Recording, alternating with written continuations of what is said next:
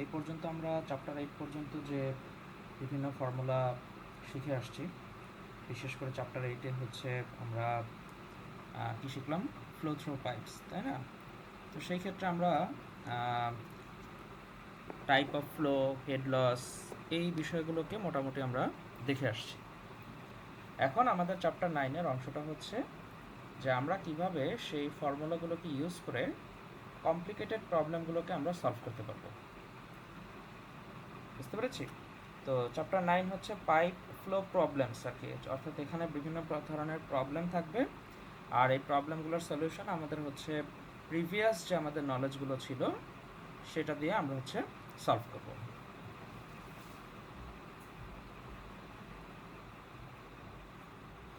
আচ্ছা, তো আমরা নিচে একটা ছবি দেখতে পাচ্ছি, আশা করি সবাই দেখতে পাচ্ছেন, ফিগার 9.1।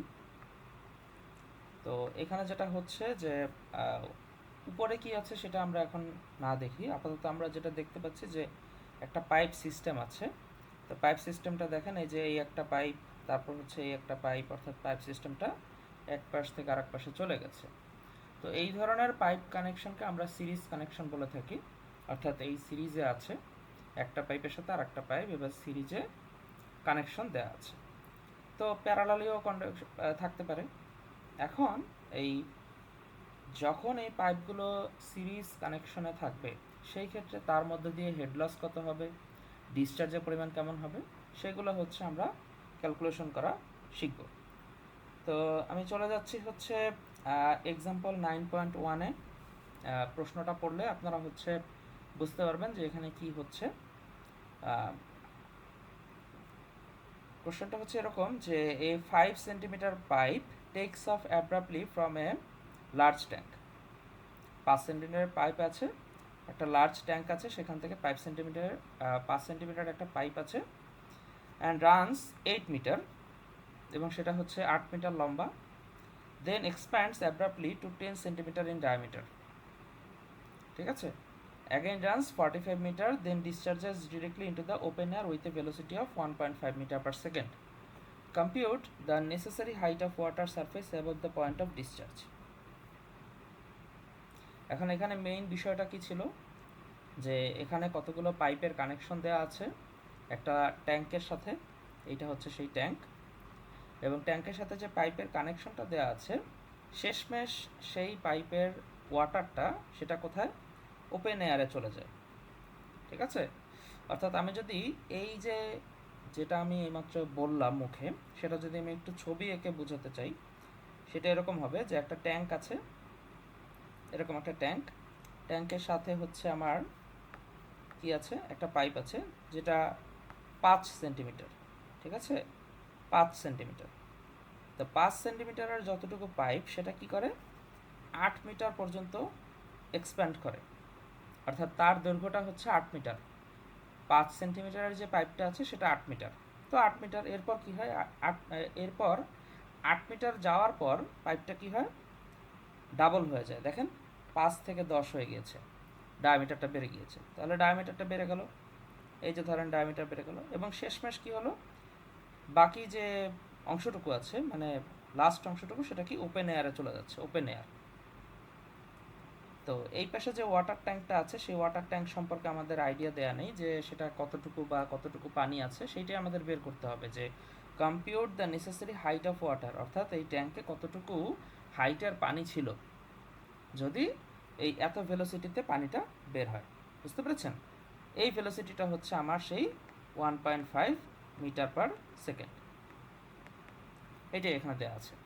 তো 5 সেন্টিমিটারের যতটুকু দেওয়া আছে, এটা হচ্ছে 5 সেন্টিমিটার, এবং এটা লম্বা হচ্ছে 8 মিটার, অর্থাৎ এই হচ্ছে 8 মিটার লম্বা।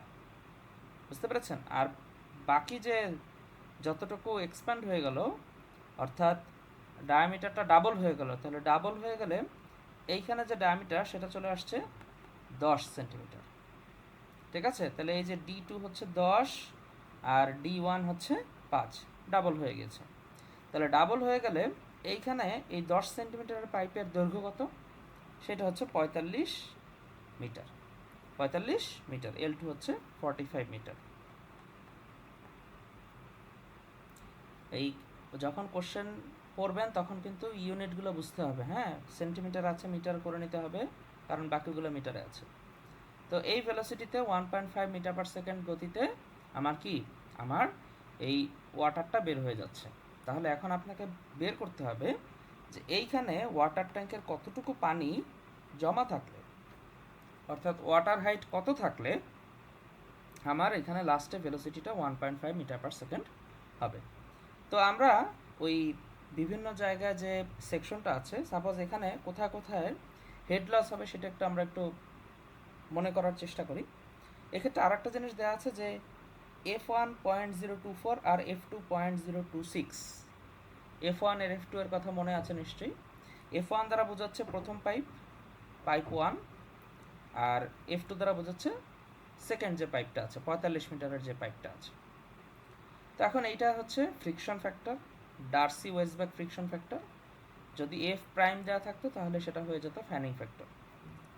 এখন যখন হচ্ছে এই জিনিসগুলো দেয়া আছে, এখন এখানে কোথায় কোথায় হেড লস হওয়ার সম্ভাবনা আছে সেটা আগে আমাদের ধরে নিতে হবে।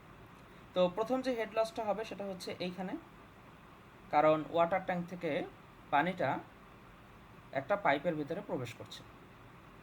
এরপরে এই যে পাইপ 1টা আছে, এই পাইপ 1-এর ভেতরে ফ্রিকশন আছে, তাহলে সেখানে কিছুটা হেড লস হবে। এরপর এই যে 3 নাম্বার জায়গা, এই 3 নাম্বার জায়গায় কি হচ্ছে, এনলার্জমেন্ট হচ্ছে, তাই না? পাইপের সেকশনের বেড়ে যাচ্ছে, সেকশনটা বড় হয়ে যাচ্ছে, 5 সেন্টিমিটার ছিল সেখান থেকে 10 হয়ে গেছে, সুতরাং বড় হয়ে গেছে, তাহলে এখানে কিছুটা হেড লস হবে। এরপর পাইপ 2-তে আসলে, এখানে যখন পাইপ 2, সেই পাইপ 2-তে কি ফ্রিকশনের জন্য লস হবে, এবং আলটিমেটলি যখন হচ্ছে অ্যাটমসফিয়ারে চলে যাচ্ছে, হ্যাঁ, অ্যাটমসফিয়ারে চলে যাচ্ছে তখন একটা লস হচ্ছে। তো এই সকল লসগুলোকে যদি আমরা একটা ক্যালকুলেশন করে হিসাব করি, সেই ক্ষেত্রেই হচ্ছে আমরা জিনিসগুলোকে বের করে ফেলতে পারবো। আর এখানে দেখেন আমাদের যে পাইপের ফ্লো সেটা কিন্তু একটি নির্দিষ্ট দিকে, তাই না? অর্থাৎ পাইপ টু পাইপ সিরিজ কানেকশনে আছে। আচ্ছা, তো এই জিনিসটা একটু মুছে ফেলি। এবার হচ্ছে আমরা ক্যালকুলেশনে চলে যাই, যতটুকু আমি বললাম। তাহলে এখন যদি আমাদের টোটাল হেড লস হয় 5টা, ঠিক আছে, তাহলে প্রথম যে হেড লস সেটা কিসের জন্য হবে? এন্ট্রি লস, তাই না? যে পাইপ আর আমাদের যে হচ্ছে আমাদের যে ওয়াটার ট্যাঙ্কটা ছিল সেখান থেকে যখন পাইপের ভেতরে প্রবেশ করবে তখন এইখানে একটা হেড লস হবে। তো সেটার ভ্যালু কত? 0.5 v²/2g। এটা তো আমরা আগে শিখে এসেছি আগের চ্যাপ্টার 8-এ। এরপরে হচ্ছে FL(v²/d2g). এটা কার সূত্র? ডার্সি ওয়েসব্যাক সূত্র। কিসের জন্য? ফ্রিকশনের জন্য, ফ্রিকশন, ঠিক আছে। FL(v²/d2g) এটা হচ্ছে ফ্রিকশনের জন্য। তাহলে প্রথম পাইপের জন্য 1 number 1 L1 V1 D1 2g, ঠিক আছে। এখন দেখেন এর পরের জন্য কি সূত্রটা? এনলার্জমেন্ট সূত্র, তাই না? V1 - V2(2)/2g। তো এটা হচ্ছে আমাদের যখন পাইপ সেকশনটা 5 থেকে 10 হয়ে গেল, তাহলে এখানে এনলার্জমেন্টের জন্য যে লস সেটা হিসাব করবো আমরা এইভাবে। পরবর্তীতে পাইপ 2-তে আবার ফ্রিকশনের জন্য আবার সেই একই সূত্র, ডার্সি ওয়েসব্যাক। এবং ফাইনালি আমাদের যখন হচ্ছে টোটাল ওয়াটারটা ওপেন অ্যাটমসফিয়ারে বের হয়ে যাচ্ছে তখন হচ্ছে v2²/2g। এখন এইখানে ভেলোসিটি v1 এবং v2 এই দুইটা আসলে কার? দেখেন যখন হচ্ছে পাইপের ভেতর থেকে পানিটা বের হয়ে যাচ্ছে অ্যাটমসফিয়ারে তখন ভেলোসিটি দেওয়া আছে 1.5। তার মানে এই 1.5টা আসলে কি? এই পাইপের ভেতরে যে ভেলোসিটিটা ছিল সেটাই, এই পাইপের ভেতরে যে ভেলোসিটিটা ছিল সেটাই। তাহলে এইটা ছিল 1.5, আর এই যে ছোট পাইপটা, বড় পাইপে যদি 1.5 হয়, ছোট পাইপে কি হবে? তার থেকে অবশ্যই বেশি হওয়ার কথা। তাহলে সেটা আমরা কিভাবে বের করব? সেটা আমরা বের করব কন্টিনিউটি ইকুয়েশন থেকে, q = a1 v1 = a2 v2, এই ইকুয়েশন থেকে। আশা করি সবার মনে আছে। যেহেতু পাইপের ফ্লোটা কি সিরিজে আছে, তাহলে সিরিজে থাকলে এখানে কিউ এর ভ্যালু দুইটার ক্ষেত্রে কি হবে, সেম হবে, A1V1 ইজিক্যালস টু A2V2। তাহলে পাইপ ওয়ানের যেই ডিসচার্জ পাইপ টু এরও ডিসচার্জ কি হবে, সমান হবে। তাহলে এখান থেকে এই ইকুয়েশন থেকে আমরা ভেলোসিটি অফ ওয়ান সেটা আমরা বের করে ফেললাম, ভেলোসিটি অফ ওয়ান সেটা বের করে ফেললাম। তাহলে এখন আপনি কি করবেন, আপনি হচ্ছে টোটাল হেড বের করার জন্য উপরের যে ইকুয়েশনটা আছে সেখানে সবগুলোর ভ্যালু বসিয়ে দেবেন। তাহলে প্রথম V1 কোনটা, V1 হচ্ছে 6 যেটা আপনি বের করেছেন, তারপরে 2G, তারপরে হচ্ছে F1 এর ভ্যালু প্রথম পাইপের জন্য 0.024 সেটা আপনি বসালেন। এরপর কি আছে L1 V1 স্কোয়ার, তাহলে L1 কত, এই যে 8 মিটার। এরপরে কত আছে ভেলোসিটি 6 স্কোয়ার। তাহলে এভাবে করে আপনি হচ্ছে একদম শেষ পর্যন্ত গেলে আপনার কোনো ভ্যালু অজানা নেই। সুতরাং শেষমেশ এই যে টোটাল হাইট 10.45, এইটা হচ্ছে কি আমার এই যে এইখানে যতটুকু হাইট ছিল সেটা, ঠিক আছে, এই হচ্ছে আমার টোটাল হাইট। তো আমি একটু সাম আপ করে দিই যে আসলে আপনাদের সাথে এখানে আমরা যে ক্যালকুলেশনটা করলাম সেটা কোন কোন বিষয়ের উপর ছিল। 5টা হেড লস আমরা টোটাল হিসাব করলাম।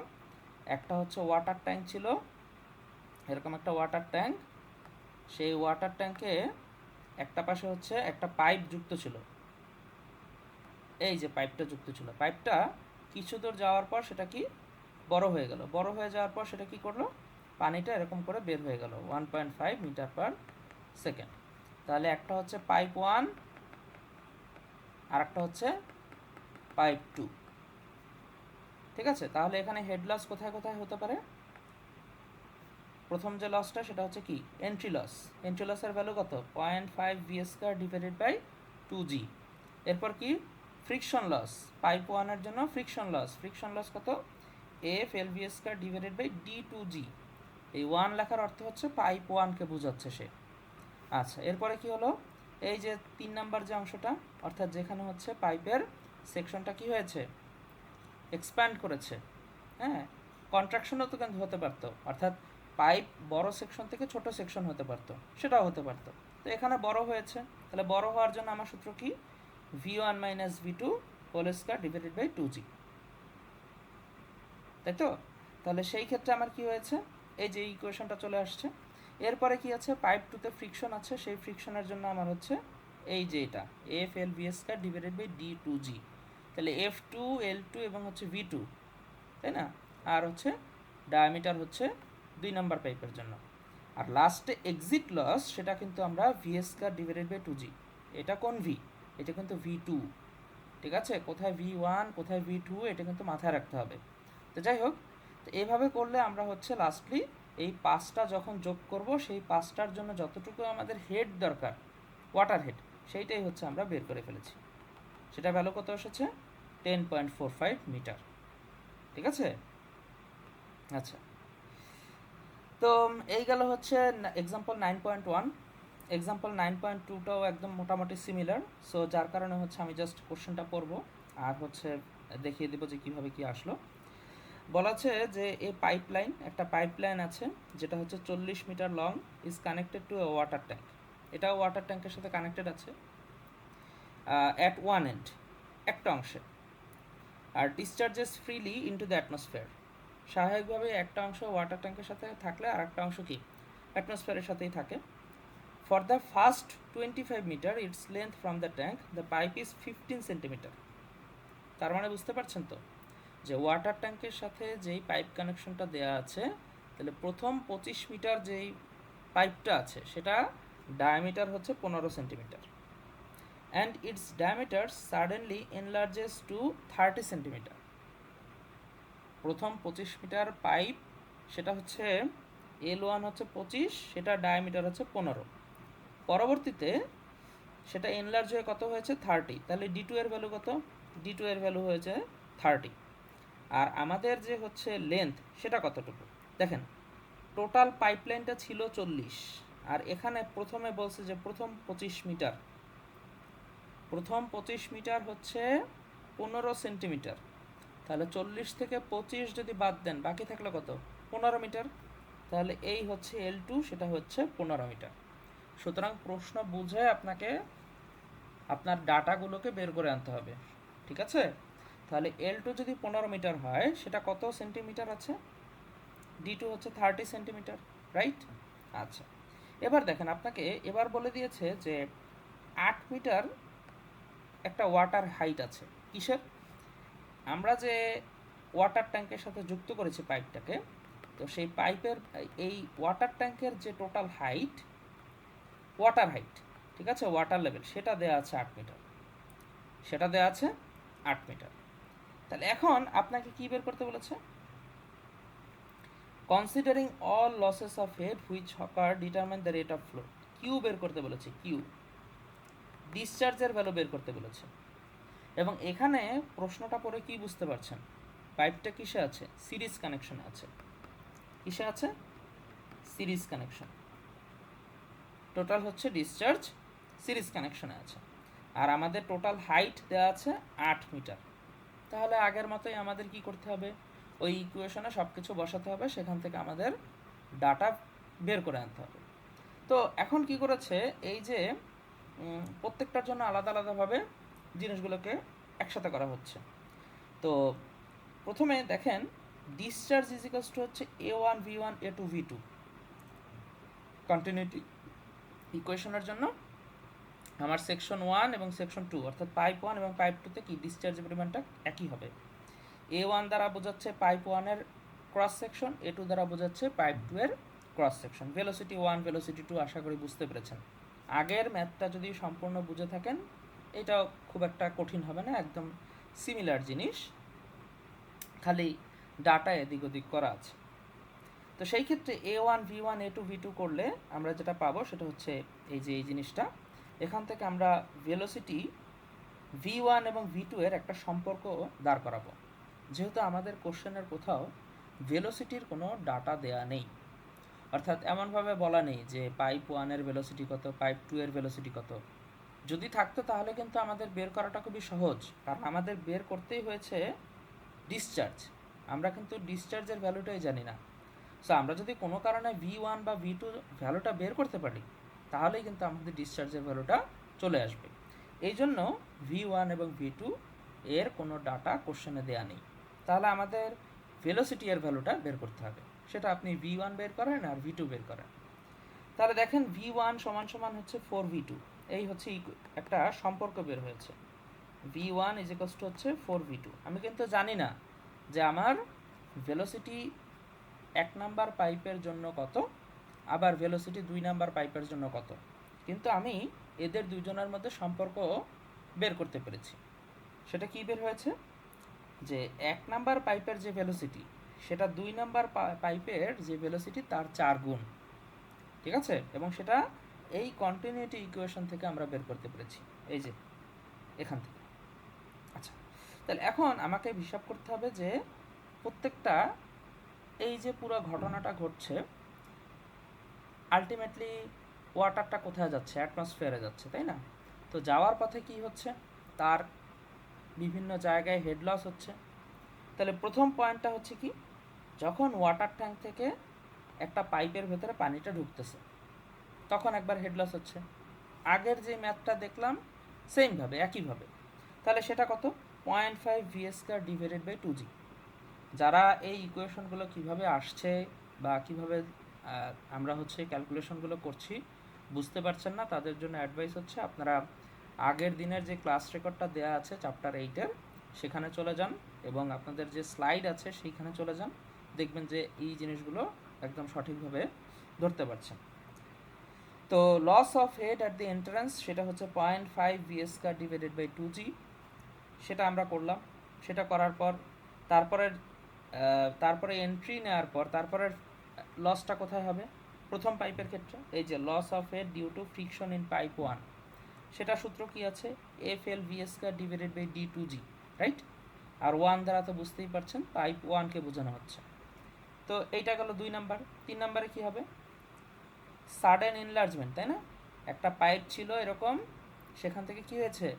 বড় হয়ে গিয়েছে, অর্থাৎ 15 সেন্টিমিটার ছিল, সেখান থেকে 30 সেন্টিমিটার হয়ে গিয়েছে প্রশ্ন অনুযায়ী। তাহলে এখানে কি হবে? একটা এনলার্জমেন্ট লস হবে। তাহলে এনলার্জমেন্ট লস কত? v1 minus v2 whole square divided by 2g। এখানে কিন্তু একটা স্কোয়ার আছে, ঠিক আছে? এবার এটা বাদ দেওয়া যাবে না, এই যে এখানে একটা স্কোয়ার আছে। তাহলে এটা করলে আমরা একটা পাবো। এটা গেল তিনটা, টোটাল তিনটা লস। 4 নাম্বার লসটা হচ্ছে পাইপ 2তে কি হচ্ছে, ফ্রিকশন আছে, তাহলে সেইখানে একটা লস হচ্ছে। তাহলে পাইপ 2তে যে লসটা হচ্ছে সেটাও আমাদের ধরে নিতে হবে। এরপরে কি আছে, since the total head loss, এইখানে লাস্টে যেটা হবে সেটা হচ্ছে যে আমাদের সবগুলো লসের পর যখন হচ্ছে পাইপ থেকে অ্যাটমসফিয়ারে যাচ্ছে, তখন কি হচ্ছে, তখনও কিন্তু একটা লস আছে, সেটার নাম কি? Exit loss. এবং সেটার ভ্যালু কত? v2 square divided by 2g। আগের মতো সেম জিনিস ছিল, তাহলে এখানেও একটা জিনিস আসলো। তাহলে টোটাল কয়টা? 5টা হেড লস। কয়টা হেড লস? 5টা। তাহলে দেখেন এই যে 1 2 3 4 5, টোটাল 5টা। তো 5টা যখন যোগ করেছে, এখন দেখেন প্রত্যেকবারই আমরা কি করেছি, v1 is equals two 4v2, এই যে রিলেশনটা আমরা আগে বের করেছি। আমরা কিন্তু ভেলোসিটি পাইপ 1 এর কত, ভেলোসিটি পাইপ 2 এর কত একটাও জানি না, v1 v2 দুইটাই জানি না। কিন্তু আমরা কি করতে পারি, এই যে সকল জায়গায় v1 ছিল সেখানে আমরা 4v2 বসিয়েছি, যাতে আমাদের ইকুয়েশনে শুধুমাত্র একটা অজানা রাশি থাকে। দেখেছেন এই যে v2 বের হয়েছে 1.854। আমাদের ইকুয়েশন যদি একটা হয় তাহলে অজানা রাশিও হইতে হবে, বের হবে একটা। এটা মাথায় রাখতে হবে। আমাদের ইকুয়েশন যদি একটা হয়, আমাদের অজানা রাশি হতে হবে কয়টা? একটা। ঠিক আছে? তাহলে এইভাবে হচ্ছে আমরা সেখান থেকে v1 এর পরিবর্তে v2 বসাবো, অর্থাৎ 4v2। যে সকল জায়গায় v1 ছিল, এই যে যেমন হচ্ছে এই যে প্রথমে 0.5v square divided by 2g, তাহলে v1 এর জায়গায় এই যে 4v2 বসিয়ে দিয়েছি। ঠিক আছে? এইভাবে করে আমরা প্রত্যেকটা হেড লসের পরিমাণটা নিয়ে এসেছি, প্রত্যেকটা হেড লসের পরিমাণ আমরা বের করে নিয়ে এসেছি। আলটিমেটলি আমরা এখান থেকে v2টা আমরা বের করে আনলাম, এবং v2 যখন আমাদের বের হয়ে গেছে, আমরা কিন্তু জানি ডিসচার্জ ইজ ইকুয়ালস টু হচ্ছে a2v2। আবার a1 v1ও করা যেত। আপনি যদি এখান থেকে v1 এর ভ্যালু আনতেন, তাহলে কিন্তু আপনি a1 v1 করতেন। আশা করি এই টুকটাক জিনিস আপনারা বোঝেন। তো সেইখান থেকে আমরা ডিসচার্জের ভ্যালুটা পেয়ে গেলাম 0.131 মিটার কিউব পার সেকেন্ড। এই যে a2v2 করলে সেম জিনিস। আবার এখন যদি আপনি ক্রস চেক করতে চান, তাহলে সেক্ষেত্রে কী করতে হবে, এই যে v1 এর ভ্যালু সেটা বের করার জন্য কী করতে হবে, 4 ইন্টু v2 করবেন, কত দেওয়া আছে? 1.854। ঠিক আছে?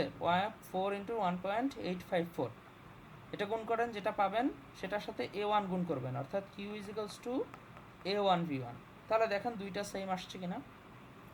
স্বাভাবিকভাবে ক্যালকুলেশন করলে দুইটাই সেম হওয়ার কথা। ঠিক আছে? তো ক্রস চেক পরীক্ষার সময় করার দরকার নেই, জাস্ট আপনার বোঝার সুবিধার্থে যে আপনার অঙ্কটা হয়েছে কিনা। তো এই ছিল হচ্ছে 9.1 এবং হচ্ছে 9.2, এই দুইটা যে ম্যাথ, হ্যাঁ, এই দুইটা ম্যাথ আপনারা ভালো মতো প্র্যাকটিস করবেন। এই দুইটা একই টাইপের জন্য, সিমিলার টাইপের জন্য ভালো। ঠিক আছে? আচ্ছা, এবার আসি হচ্ছে 9.3 ইকুইভ্যালেন্ট পাইপ। এটাকে বলছি আমরা ইকুইভ্যালেন্ট পাইপ। কেন ইকুইভ্যালেন্ট পাইপ বলছি সেটা একটু বলি। এতক্ষণ আমরা যা শিখেছি এখানেও সেম জিনিসটাই লাগবে, জাস্ট একটু যে পাইপ সিস্টেমটা সেটার হচ্ছে একটু পরিবর্তন আসবে, পাইপ সিস্টেম। ঠিক আছে? আচ্ছা, বলা আছে যে ইকুইভ্যালেন্ট পাইপের জন্য একটা ডেফিনেশন দেওয়া আছে। তো two pipe systems are said to be equivalent when the same head loss produces the same discharge in both systems.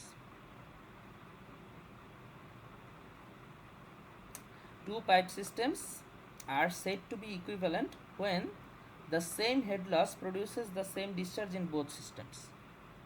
অর্থাৎ দুইটা পাইপ সিস্টেমকে যদি ইকুইভ্যালেন্ট বলতে হয়, মাঝে মধ্যে আমরা বলি না যে এ ইকুইভ্যালেন্ট টু বি, এরকম কিছু একটা। তো পাইপ সিস্টেমকে যদি আমাদের ইকুইভ্যালেন্ট বলতে হয়, সেই ক্ষেত্রে তাদের হেড লসের পরিমাণ সমান হতে হবে এবং ডিসচার্জের পরিমাণও কি সমান হতে হবে। তাহলে দেখেন, আমি যদি দুইটা পাইপ সিস্টেম নেই, ধরেন এই একটা পাইপ, এটা হচ্ছে 1 নাম্বার সিস্টেম, আর এই ধরেন 2 নাম্বার সিস্টেম, পাইপ 1 এবং হচ্ছে পাইপ 2। এটা হচ্ছে পাইপ 1 আর এটা হচ্ছে পাইপ 2। তাহলে এই দুইটা পাইপের যদি ইকুইভ্যালেন্ট বলতে হয়, তাহলে সেই ক্ষেত্রে এর ক্ষেত্রে যে হেড লস আর এর ক্ষেত্রে হেড লস দুইটা কী হতে হবে? সমান হতে হবে। এবং দুইজনের ক্ষেত্রে কি ডিসচার্জের ভ্যালুও সমান হতে হবে। বুঝতে পেরেছেন? H1 ইজ ইকুয়ালস টু হচ্ছে H2 হেড লসের পরিমাণ, আবার Q1 ইজ ইকুয়ালস টু হচ্ছে Q2, এটা হতে হবে। তাহলে এটা হলে আমরা আলটিমেটলি এই যে এক্সাম্পল 9.9 এই ইকুয়েশনটা আমরা পেয়ে যাব। কিভাবে পাচ্ছি সেটা একটু বর্ণনা করে দিই। যখন পরীক্ষার সময় অঙ্ক করবেন তখন এই সূত্রটা মাথায় রেখে ক্যালকুলেশনটা করে দিলেই হয়ে যাবে। আমি সামনেই ম্যাথ আছে, সেখান থেকে দেখিয়ে দিচ্ছি। তো যেটা হয় সেটা হচ্ছে যে এই ক্ষেত্রে আমরা শুধুমাত্র ফ্রিকশন লস নিয়ে হিসাব করি। ফ্রিকশন লসের কথা আসলেই মনে আছে মনে হয় সবারই, একটু আগেই করলাম। F L V square divided by D two G. ঠিক আছে, 1 নাম্বার এবং হচ্ছে 2 নাম্বার দুইজনের ক্ষেত্রে কি?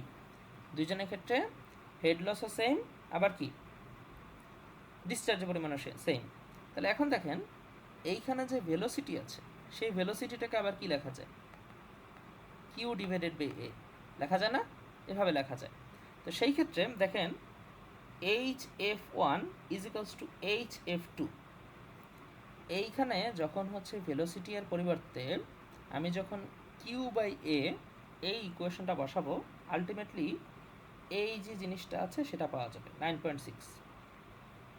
অর্থাৎ এখানে ভেলোসিটি এর পরিবর্তে আমরা জানি হচ্ছে Q is equals to A V, তাই না?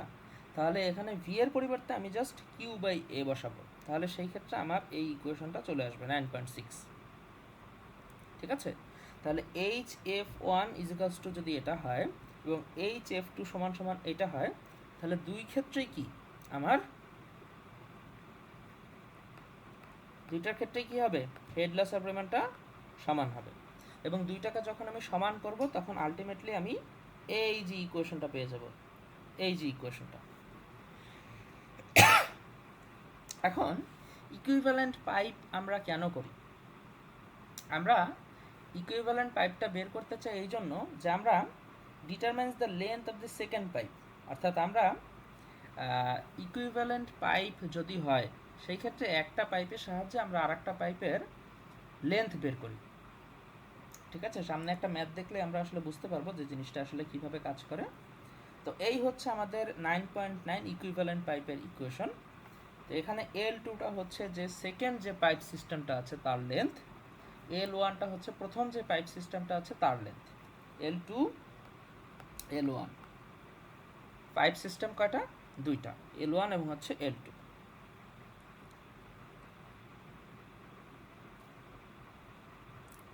এক্সাম্পল 9.3টা দেখাচ্ছি। এক্সাম্পল 9.3। তো দেখেন এইটাই হচ্ছে সেই ইকুইভ্যালেন্ট পাইপের ম্যাথ।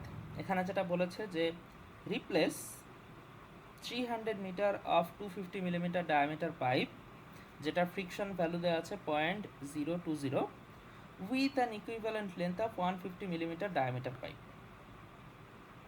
দেখেন আপনার যেটা হবে সেটা হচ্ছে যে কোনো কারণে কোনো একটা পাইপ সিস্টেম কাজ করতেছে না, অথবা সেখানে কোনো ধরনের ফেইলার আসছে, ভেঙে গেছে সোজা কথা। তো এখন আপনি বাজারে গিয়ে একই ধরনের পাইপ পেলেন না, তাহলে আপনাকে কি করতে হবে? অন্য একটা পাইপ নিয়ে আসতে হবে। কিন্তু সেই পাইপটা যে এই পাইপের মতোই ব্যবহার করা যাবে তার জন্য আপনাকে কি ডিসাইড করতে হবে? পাইপটা যেন ইকুইভ্যালেন্ট পাইপ হয়, আর না হলে তো দুজনের হেড লসের পরিমাণে তারতম্য দেখা দেবে, ঠিক না? তো এইটাই হচ্ছে ইকুইভ্যালেন্ট পাইপের প্রসিডিওর আর কি। তো পাইপ সিস্টেম যদি একটা নষ্ট হয়ে যায়, একটা নতুন সিস্টেম যদি আপনি আনেন, সেই ক্ষেত্রে ইকুইভ্যালেন্ট পাইপ ধরে আপনাকে হচ্ছে এই সিস্টেমটাকে আবার বসাতে হবে। তো এখন বলছে যে replace 300 metre of 250 millimetre diameter pipe. একটা পাইপ সিস্টেম আছে যেটা কত মিলিমিটার? এটা ডায়ামিটার দেওয়া আছে হচ্ছে 250, তাই না? ডায়ামিটার দেওয়া আছে 250 মিলিমিটার। আর লেন্থ কতটুকু দেওয়া আছে? লেন্থ দেওয়া আছে 300 মিটার। কতটুকু? 300 মিটার। আর এটার ফ্রিকশনের ভ্যালু দেওয়া আছে। এখন বলছে যে ইকুইভ্যালেন্ট যে পাইপটা হবে অর্থাৎ পাইপ 2 সেটা কতটুকু হবে, সেটার লেন্থ বের করতে হবে, তাই না? যে কতটুকু লেন্থের পাইপ আমাদের ব্যবহার করতে হবে, এবং সেটার ফ্রিকশন ফ্যাক্টরের ভ্যালু দেওয়া আছে 0.018, আর এটার যে ডায়ামিটার সেটা দেওয়া আছে 150 মিলিমিটার। তাহলে দুইটা যদি ইকুইভ্যালেন্ট পাইপ হয় তাহলে আমরা ওই লাস্ট ইকুয়েশনটা ব্যবহার করব, এই যে L2 = L1 F1/F2 D2/D1 two the power 5। তাহলে এই ইকুয়েশনটা ব্যবহার করলে দেখেন 25.9 মিটার অর্থাৎ 26 মিটারের মতো। তাহলে এভাবেও কাজটা এভাবে আপনাদের এভাবেও বোঝাতে পারি। সাপোজ একটা পাইপ কত মিটার ছিল, পাইপ সিস্টেম 1টা 300 মিটার, আর পাইপ 2 যেটা L2 সেটা কত, 26 মিটার।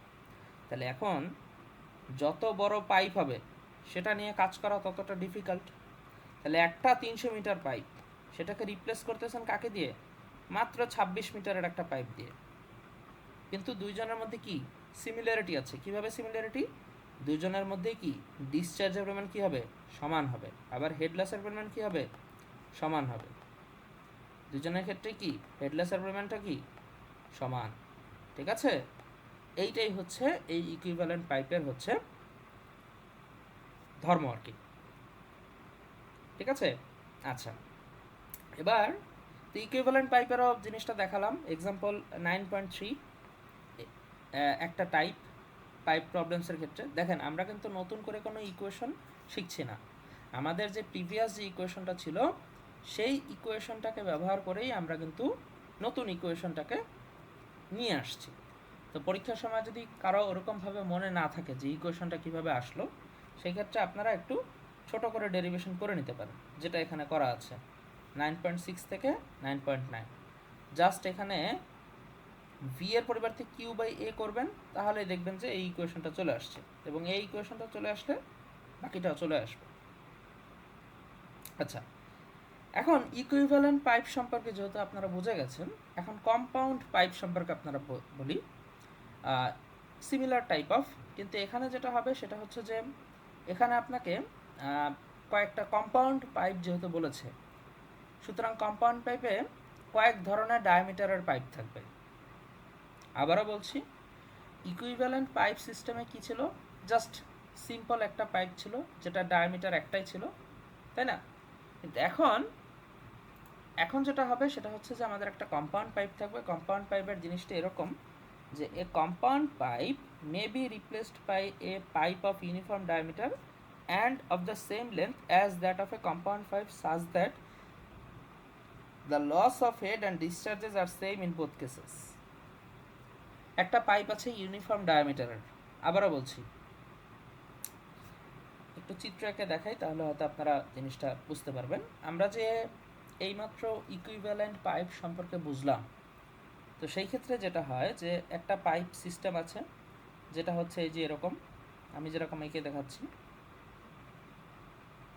তো ডায়ামিটার কয়েক ধরনের আছে, হ্যাঁ, অর্থাৎ এখানে 3 ধরনের পাইপ আছে, 1 2 3। 3টা পাইপের ডায়ামিটার আলাদা আলাদা, তাই তো? কিন্তু এদের যে টোটাল ডিসচার্জ, অর্থাৎ এদের মধ্যে দিয়ে যে ডিসচার্জটা যাচ্ছে সেটা কত? কিউ, তাই না? আবার এদের টোটাল যে হেড লস সেটা কত? এইচ। এখন আমি যদি এরকম করতে পারি যে 3টা পাইপ না, আমি কি করব? আমি এই 3টা পাইপকে রিপ্লেস করে একটা সিঙ্গেল পাইপ ব্যবহার করব। কিন্তু তার ক্ষেত্রেও ডিসচার্জের পরিমাণ কি থাকবে? কিউই থাকবে, এবং হেড লসের পরিমাণ কত থাকবে? এইচ থাকবে। সেটা কি আমি করতে পারি না? আমি করতে পারি। তাহলে সেটা করার জন্য আমাকে কি করতে হবে? জাস্ট এখানে ইকুইভ্যালেন্ট পাইপের ইকুয়েশন অনুযায়ী আমাকে জিনিসগুলোকে নিয়ে আসতে হবে। তো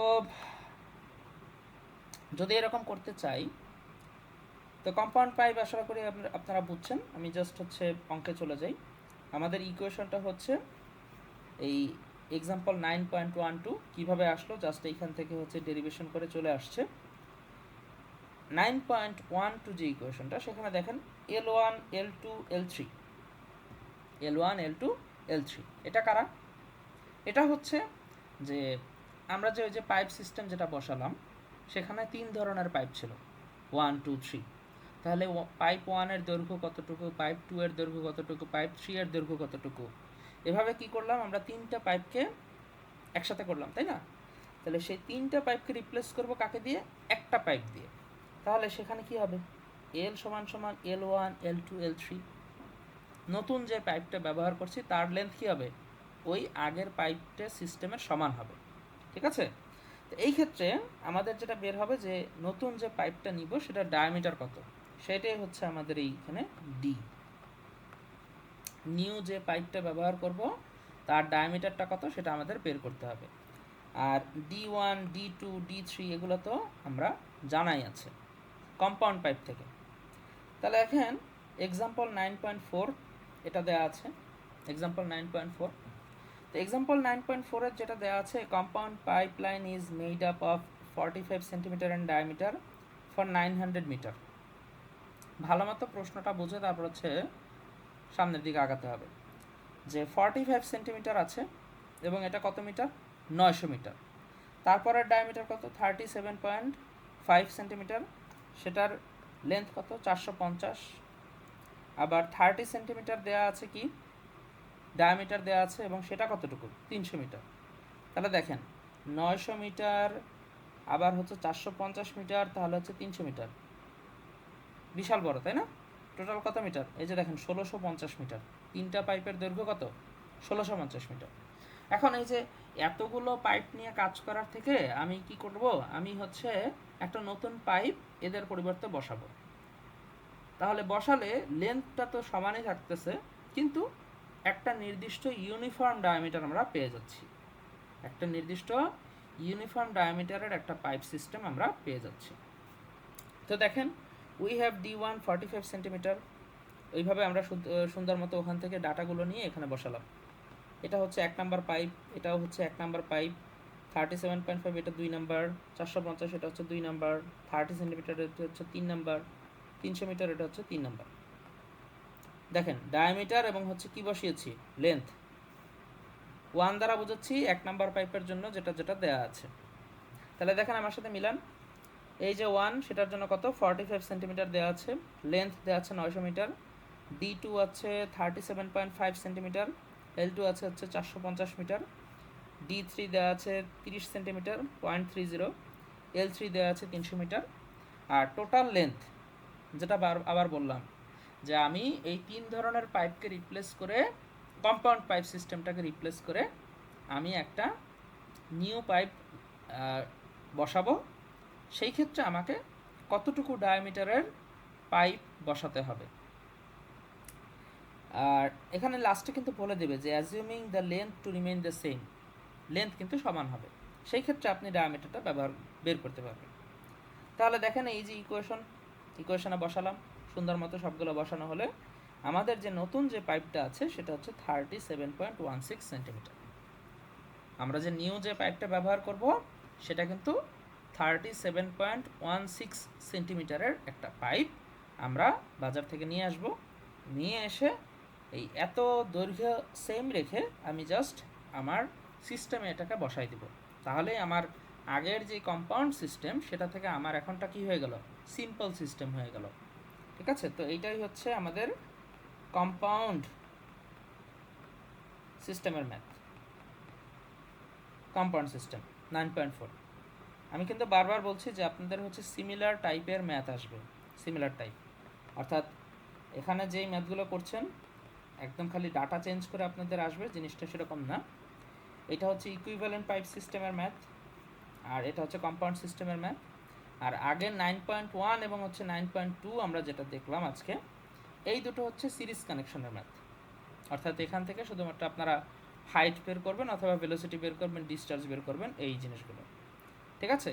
তো এতক্ষণ আমরা যেই জিনিসগুলো দেখলাম সেই অনুযায়ী অ্যানালাইসিস করলে আমরা এতক্ষণ সিরিজ, যদি পাইপগুলো সিরিজে থাকতো, এতক্ষণ আমরা যা যা দেখেছি সবগুলো কিন্তু সিরিজ কানেকশন পাইপ, অর্থাৎ একটা পাইপের সাথে আরেকটা পাইপ জাস্ট সরাসরি যুক্ত করা আছে। ঠিক আছে? কিন্তু পাইপ সিস্টেমটা কিন্তু প্যারালালেও থাকতে পারে। প্যারালাল বলতে দেখতে পাচ্ছেন যে একটা ছবি আছে, সেই ক্ষেত্রে পয়েন্ট এ এবং পয়েন্ট বি এই দুটো হচ্ছে ধরেন পাইপ সিস্টেমটার বাহিরের দুইটা অংশ, পয়েন্ট এ এবং হচ্ছে পয়েন্ট বি, এবং 1 2 3 1 2 3 তিনটা পাইপ আছে, যারা একজন আরেকজন একটা আরেকটার সাথে হচ্ছে কি আছে, সমান্তরালে আছে, প্যারালাল আছে। তাহলে এই ক্ষেত্রে কি ঘটনা ঘটে? এই ক্ষেত্রে কি ঘটনা ঘটে? এই ক্ষেত্রে কিন্তু আপনি এটা বলতে পারবেন না যে পাইপ 1 পাইপ 2 পাইপ 3 এদের ডিসচার্জের পরিমাণ সমান হবে, এটা হবে না কখনো।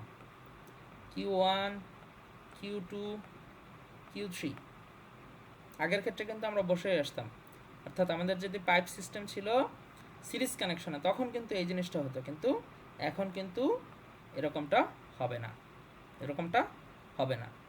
কিন্তু যেটা হবে সেটা হলো সিস্টেম এ পয়েন্ট এবং বি পয়েন্ট যতটুকু আছে, এ পয়েন্ট এবং বি পয়েন্ট যতটুকু আছে, এই এ পয়েন্ট এবং বি পয়েন্টের মাঝখানে হেড লসের পরিমাণটা সবসময় সমান হবে। অর্থাৎ ধরেন কোনো একটা ওয়াটার পার্টিকেল পয়েন্ট এ থেকে পয়েন্ট বিতে যেতে সে যদি 1 নাম্বার পথ ব্যবহার করে বা 2 নাম্বার পথ ব্যবহার করে বা 3 নাম্বার পথ ব্যবহার করে, সকল ক্ষেত্রেই সে একই বাধা সম্মুখীন হবে। অর্থাৎ সব ক্ষেত্রেই কি তার হেড লসের পরিমাণটা কিন্তু সমান হবে, হেড লসের পরিমাণটা কী হবে, সমান হবে। তাহলে H1 H2 H3 এই জিনিসগুলো কিন্তু সমান হয়ে যাচ্ছে, H1 H2 H3 সমান হয়ে যাচ্ছে। বুঝতে পেরেছেন? সো এই হচ্ছে বিষয়। এখন এইখান থেকে হচ্ছে আমরা সামনে জিনিসগুলো শিখব যে কীভাবে আমরা প্যারালাল পাইপের ক্ষেত্রে আমরা কিভাবে আমাদের ক্যালকুলেশনগুলো করতে পারি। সেই ক্ষেত্রে আপনাকে বলতে পারে যে এই যে দুইটা জেনারেল পয়েন্ট আছে এ এবং বি, এই জেনারেল পয়েন্ট দুটার মাঝখানে ডিসচার্জের পরিমাণটা কত। এবং আরেকটা জিনিস মাথায় রাখবেন, এ পয়েন্ট থেকে বি পয়েন্টে টোটাল ডিসচার্জ, অর্থাৎ মাঝখানে তিনটা পাইপ ঠিকই আছে, কিন্তু বি পয়েন্টে তো বি পয়েন্টের পরে কিন্তু পাইপ একটা, এই যে এখানে। আবার এ পয়েন্টে যখন পাইপ ঢুকতেছে তখনও কিন্তু একটা। তাহলে এখানে যে ডিসচার্জটা ছিল সেই ডিসচার্জটাই কিন্তু 3 ভাগে ভাগ হয়ে গেছে, 1 2 3।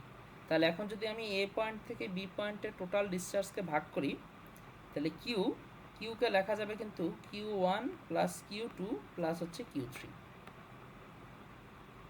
বুঝতে পেরেছি? অর্থাৎ টোটাল ডিসচার্জকে আমি কিন্তু 3টা ভাগে ভাগ করতে পারি, Q1 Q2 Q3। এখন Q1 কোনটা? পাইপ 1-এর ভেতর থেকে যতটুকু ওয়াটার ডিসচার্জ সেটা। 2 নম্বরে হচ্ছে 2 নাম্বার পাইপের ভেতর থেকে যতটুকু ডিসচার্জ যাচ্ছে সেটা। এবং 3 নম্বরে হচ্ছে পাইপের ভেতর থেকে 3 নাম্বার পাইপের ভেতর থেকে যতটুকু ডিসচার্জ যাচ্ছে সেটা হচ্ছে Q3। তাহলে টোটাল কিউ সেটা কিন্তু এই তিনটার ডিসচার্জের উপরে ডিপেন্ডেন্ট। সো ইন সিরিজ এখানে যেটা লেখা আছে, in series pipes the discharge is same in all the pipes. Discharge কী হতো? সিরিজ কানেকশনের ক্ষেত্রে সমান হতো। আর হেড লসেসগুলো কী হতো? কিউমুলেটিভ। এটা মানে কি বোঝাচ্ছে? ওই যে আমরা দেখিয়েছিলাম যে এন্ট্রি লস, এক্সিট লস, একটু প্রিভিয়াস এসে যাই, এই যে এখানে আমরা হিসাব করতাম তাই না, এই যে এখানে সবগুলো হেড লস কী করতাম, কিউমুলেটিভ মানে কি একটার সাথে আরেকটা যোগ করে আসতেছি তাই না, কিউমুলেটিভ হেড লসগুলো কী হতো, একটার সাথে আরেকটা জাস্ট এডিশন করা হতো। তাহলে সিরিজ কানেকশনের ক্ষেত্রে সেই জিনিসটা হতো যে cumulative head losses are cumulative, but in parallel system বা parallel pipes the head losses are the same and discharges are cumulative. একটা আরেকটা উল্টা হয়ে গেল, ঠিক আছে, একটা আরেকটা উল্টা হয়ে গেল। তাহলে আমি একটু যদি সামারাইজ করি, যদি এভাবে লিখি যে সাপোজ সিরিজ কানেকশনে সেটা হচ্ছে ডিসচার্জ কি হবে, সেম ইন অল পাইপস। আর কি হচ্ছে, হেড লস হচ্ছে কিউমুলেটিভ,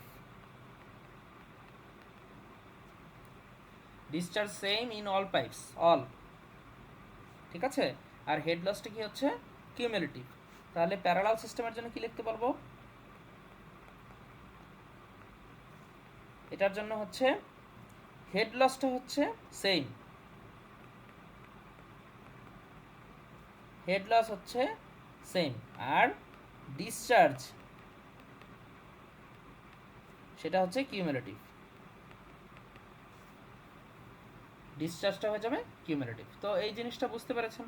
তো যদি পরীক্ষার সময় প্রশ্ন আসে আপনাদের যে পাইপ ইন সিরিজ এবং পাইপ ইন প্যারালাল এই দুটার মধ্যে হচ্ছে distinguish between pipes in series and pipes in parallel, এই কোশ্চেনটা কিন্তু আসতে পারে। ডিস্টিংগুইশ বলতে আপনি পার্থক্যটাই বোঝাচ্ছে, অর্থাৎ ডিফারেন্স চাইতে পারে আপনাকে, যে analyse the difference between pipe in series and pipe in parallel system, এভাবে চলে আসতে পারে। তো সেই ক্ষেত্রে আপনার এই দুইটা পয়েন্ট যদি আপনি সঠিকভাবে লিখতে পারেন এখানে যেভাবে লেখা আছে তাহলেই এনাফ। আমি বলছি না যে আমি যা লিখেছি তাই লিখবেন, এখানে আপনি পড়ে যতটুকু বোঝেন সেইটাই আপনাকে লিখতে হবে থিওরি কোশ্চেনের জন্য, যদি আপনার জন্য থিওরি কোশ্চেন আসে।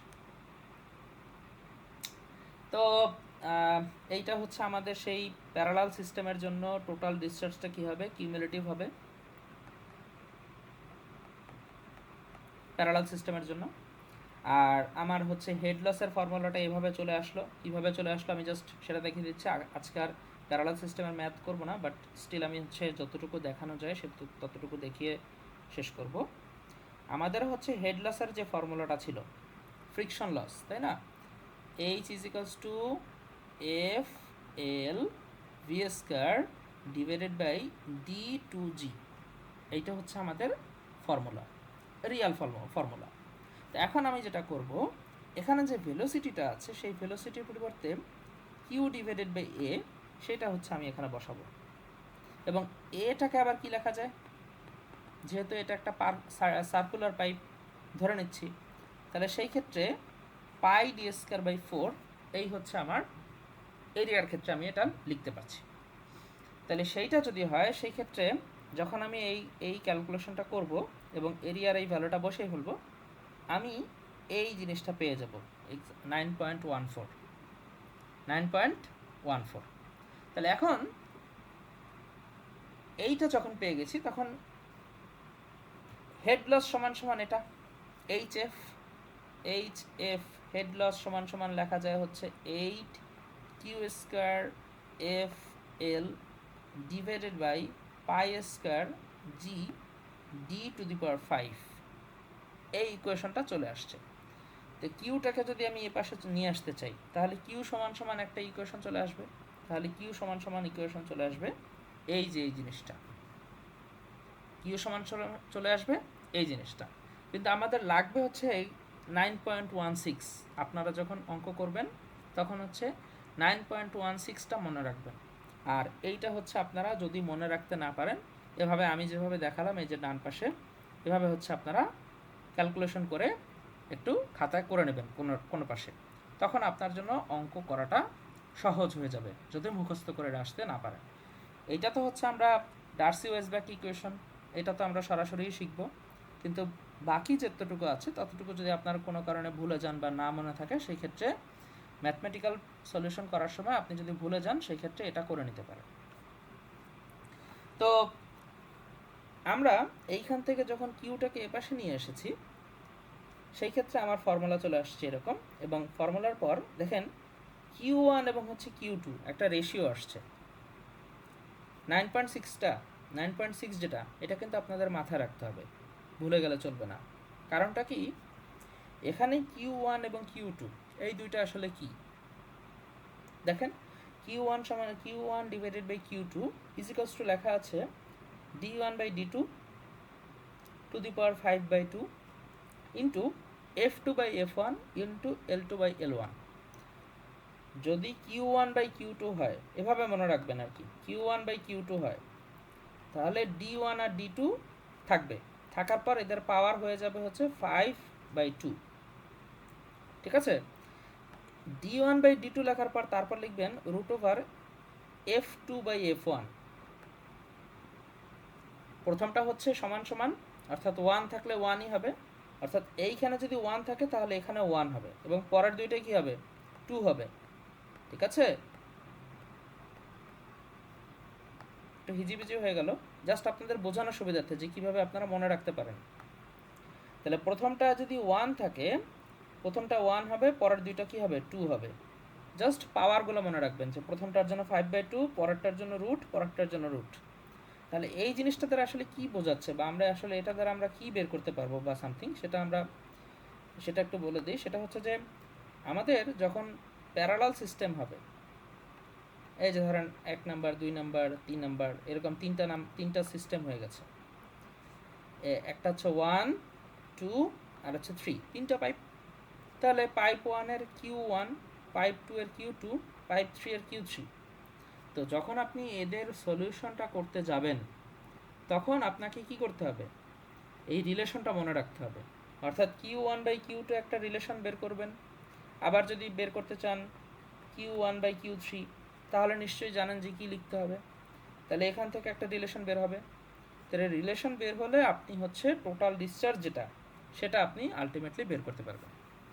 টোটাল যে ডিসচার্জ সেটা আপনি আলটিমেটলি বের করতে পারবেন। তো এরকম একটা ম্যাথ আছে। আমরা হচ্ছে এই যে আলটিমেট যে আমাদের টোটাল ডিসচার্জ, অর্থাৎ যেটা দেখাচ্ছিলাম যে পাইপ সিস্টেমের এই যে পয়েন্ট এ পয়েন্ট এবং বি পয়েন্ট, এই দুইটাতে হচ্ছে জেনারেল পয়েন্ট। তো টোটাল পাইপ সিস্টেমের মধ্যে থেকে যতটুকু ডিসচার্জ আছে সেটা আমরা কিভাবে বের করতে পারি, এটা হচ্ছে প্যারালাল সিস্টেম থেকে আমরা কীভাবে বের করবো সেটাই হচ্ছে দেখাচ্ছিলাম। তো আলটিমেটলি যখন আপনি Q1, Q2 এবং Q3 তিনটা আলাদাভাবে পেয়ে যাবেন ইকুয়েশন সলভ করার মাধ্যমে, সেই ক্ষেত্রে আপনার টোটাল ডিসচার্জটা বের হয়ে যাবে, যেটা আপনাকে আলটিমেটলি পরীক্ষার সময় করতে হবে। তো এক্সাম্পল 9.5 আছে এরকম একটা ইকুয়েশন। দেখেন যে Q1, Q2, Q3 এইভাবে বের করে ফেলেছে, এটা এক রকমের।